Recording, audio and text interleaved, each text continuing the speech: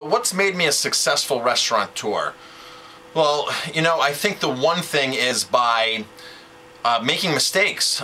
And that's why I started my one website, 50mistakes.com, because I've made so many mistakes over the years. But the one thing that I've done with my mistakes is I've learned from my mistakes, and I've overcome my mistakes, and I've never given up. I've always persevered, and I think there has to be a level of passion with perseverance.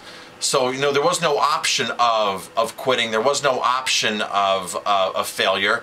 There was only an option of, okay, I've done this wrong. How can I do it better? But I'm even like that with the things that I do that are highly successful. I always say, okay, I just sold 50 tickets to a wine dinner. How can I either, one, charge more money the next time or get 60 people in? So whether it's a failure or a success, I always analyze everything I do. Promotions, I analyze every single promotion. I run spreadsheets on it. I even run numbers on each keg of beer that I serve because I want to know how I can maximize my profit while keeping my guest satisfaction at a maximum level. So we send surveys out after everybody eats at the restaurant for feedback. We constantly ask for feedback. We ask our staff for feedback. We ask our guests for feedback. We ask our distributors for feedback.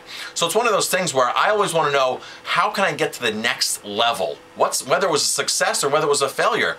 And even a couple times along the way, I've sent emails to our guests because we have a huge database. And I said, we failed, help us. And I've even asked my guests for help in that way, where I said, okay, we offered you this great promotion, we offered you this great event, and only 20 of you showed up for it. What would have made you come to this event? And I've actually done that and ran the same promotion with a couple of tweaks the month after that have had 3 to 4, even 5 times the response rate. So it's definitely perseverance, it's passion. It's having a thick skin. I mean, a lot of people don't like to be criticized, and I've changed that word criticism to feedback. I want your feedback, okay? So when I talk to my staff, it's always like, I'm gonna give you feedback. I'm not criticizing you, I'm gonna give you valuable feedback. So that's what we ask for our guests, it's feedback. So if somebody says to me, your food sucks, your restaurant sucks, you suck, I look at that as feedback, and now's an opportunity for me to say, okay, how can I not suck? What do I have to do in your eyes so I'm not going to suck this time? And we've turned some of our biggest critics into most raving fans because we listen.